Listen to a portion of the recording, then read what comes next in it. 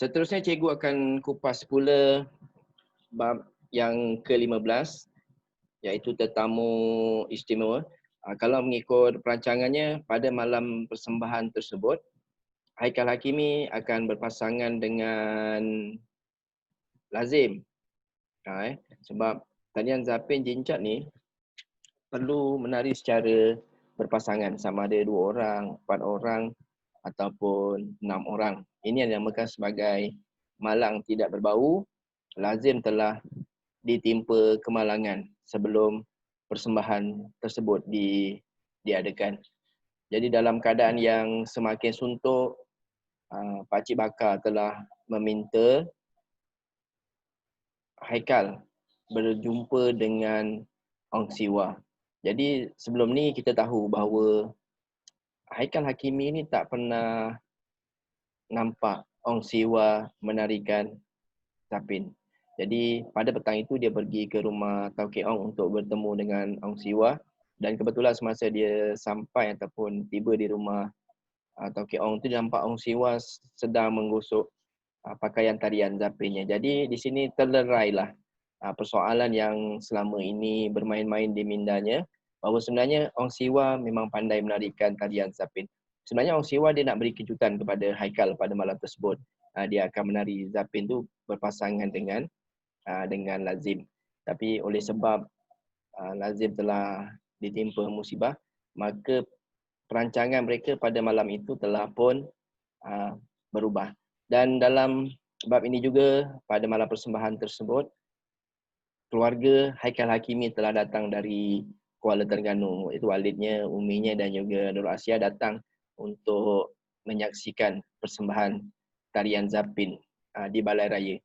Dan sebenarnya kalau ikut perancangan awalnya, novel ini memang sampai bab 15 je.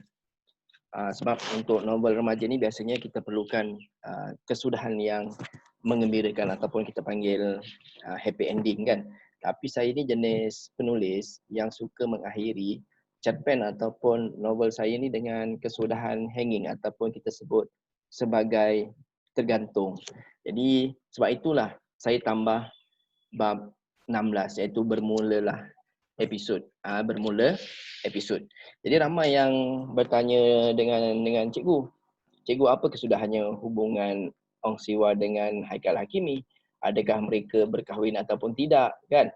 Memang ramai, banyak pertanyaan yang cikgu tanya tentang hubungan antara Haikal Hakimi dan Ratna, hubungan antara Haikal Hakimi dan Ong Siwa. Memang tak ada kesudahannya lah untuk bab 16 tu. Tapi yang paling penting ialah dalam bab 15 tu lah, maknanya impian Haikal Hakimi untuk melihat apa yang ditulis oleh ayahnya dalam manuskrip tersebut adalah benar, telah tercapai.